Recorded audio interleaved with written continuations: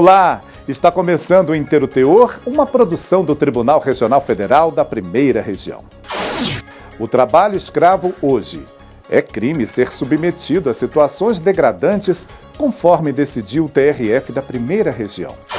4 anos de prisão foi a pena imposta a um homem que fraudou o INSS. Ele recebeu por anos o benefício da aposentadoria, mas não comprovou o tempo de serviço trabalhado. O quadro Universidade Corporativa traz o tema Inovação no Serviço Público, um desafio e tanto para os gestores. Agora, no programa Inteiro Teor, que leva a Justiça Federal da Primeira Região até você.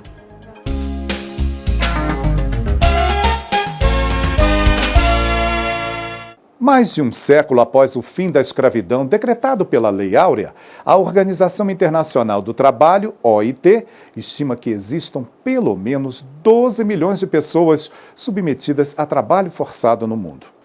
Um crime que aqui no Brasil se configura não só por limitações impostas à locomoção do funcionário. O TRF da Primeira Região decidiu que trabalhar sob condições degradantes, como por exemplo com alimentação precária e sem estrutura sanitária, também é crime.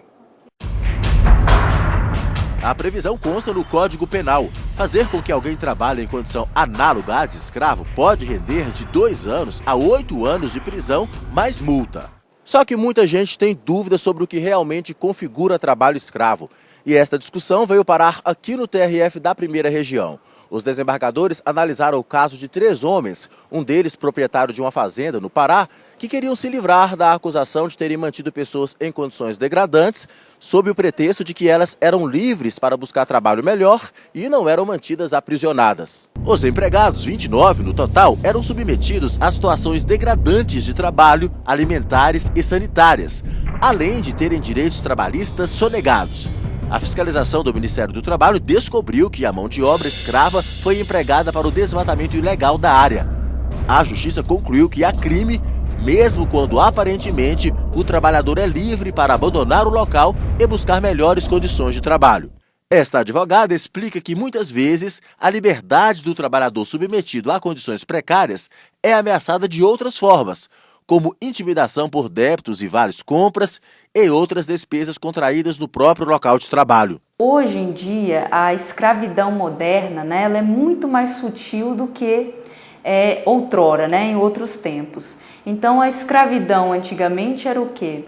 Era o total cerceamento da liberdade daquela pessoa, inclusive assumindo a condição de proprietário mesmo dessa pessoa.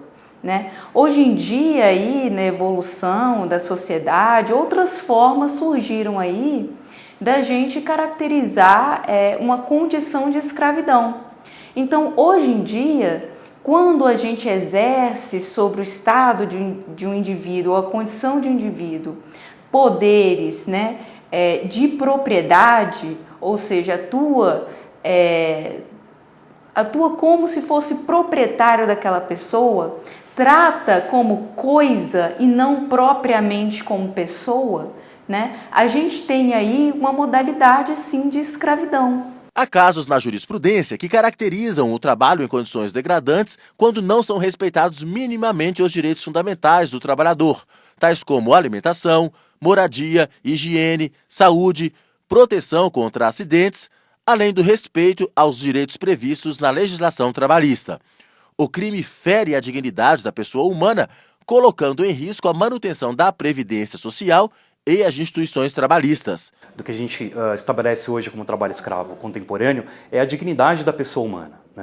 Isso não se confunde de forma nenhuma com simples irregularidades trabalhistas, como, por exemplo, uma prestação de hora extra que não é paga, mesmo uma mera ausência de anotação de carteira de trabalho. Mas é uma combinação intensa de graves violações. É sempre um conjunto de graves violações que são investigadas e apuradas pela Inspeção do Trabalho, e que estão respaldadas pelo conceito adotado pelo Código Penal no artigo 149. Além da atuação da fiscalização, é importante que haja conscientização de quem emprega mão de obra e também da própria sociedade. O cidadão pode e deve denunciar aos órgãos trabalhistas quaisquer excessos ou injustiças que verificar nas relações de trabalho.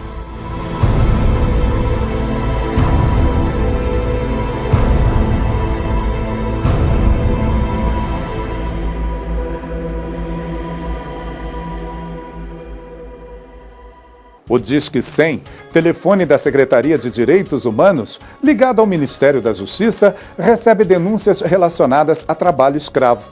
Informações adicionais podem ser encontradas no site do Ministério do Trabalho e no do Ministério Público do Trabalho. A seguir, o quadro Universidade Corporativa fala sobre a necessidade de inovação no serviço público. Veja também, 4 anos de prisão foi a pena imposta a um homem que fraudou o INSS. Já já, aqui no Inteiro Teor.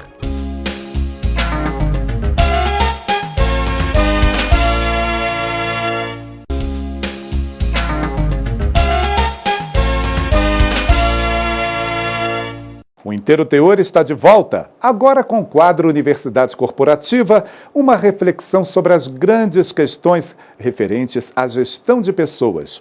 E com a gente hoje a professora da Fundação Getúlio Vargas, Rossana Pavanelli. Ela fala sobre inovação aplicada ao setor público, um desafio a ser abraçado. Confira. Olá! Os grandes desafios que permeiam o cenário nacional e internacional exigem a adoção de uma nova visão estratégica, administrativa e gerencial dos modelos de negócio a fim de assegurar a efetividade organizacional. O setor público, em especial, enfrenta enormes desafios relacionados à gestão da máquina pública. É preciso promover maior agilidade em relação aos sistemas de tomada de decisão, contemplando questões estratégicas, táticas e operacionais em todas as esferas de atuação, independentemente da natureza da organização. O conceito da inovação vai muito além da criação do inédito, daquilo que é conhecido como inovação radical. Inovar não é necessariamente fazer algo novo, mas sim fazer diferente o que todo mundo faz e alcançar melhores resultados com isso. É preciso que os alicerces das estruturas vigentes sejam repensados em prol de melhores resultados. Faz-se fundamental a inclusão da inovação de forma sistêmica nas organizações, por meio do repensar de processos, de ferramentas e de sistemas de gestão que possam ser integrados aos sistemas vigentes de forma a contribuir de maneira efetiva ao alcance da missão e da visão institucional. Ficam aqui bons pontos iniciais para reflexão a respeito da importância da inovação aplicada ao setor público. Em programas futuros, abordaremos questões específicas relacionadas a processos e a projetos. Até a próxima!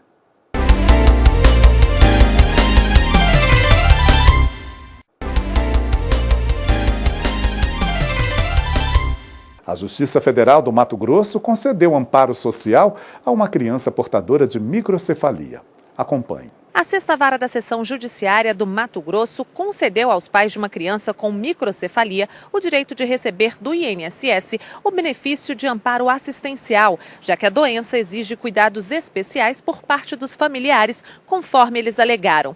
O juízo de primeiro grau entendeu que a pessoa com deficiência é aquela que tem impedimento de longo prazo, de natureza física, mental, intelectual ou sensorial, que dificulte ou impeça a interação e a participação plena e efetiva na sociedade, em igualdade de condições com as demais pessoas. 4 anos de prisão foi a pena imposta a um homem que fraudou o INSS. Ele recebeu por anos o benefício da aposentadoria, mas não comprovou o tempo de serviço trabalhado. A Previdência Social é um seguro que garante, entre outros benefícios, uma renda ao contribuinte quando ele soma idade e tempo para deixar de trabalhar. A tão sonhada aposentadoria.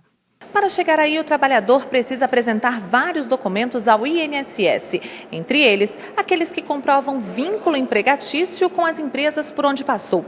No Pará, um homem conseguiu receber o benefício por 8 anos sem ter direito. Ele não comprovou o vínculo empregatício pelo período necessário. O réu foi denunciado pelo Ministério Público por fraude contra a Previdência Social, pois teria causado um prejuízo de mais de R$120 mil aos cofres públicos.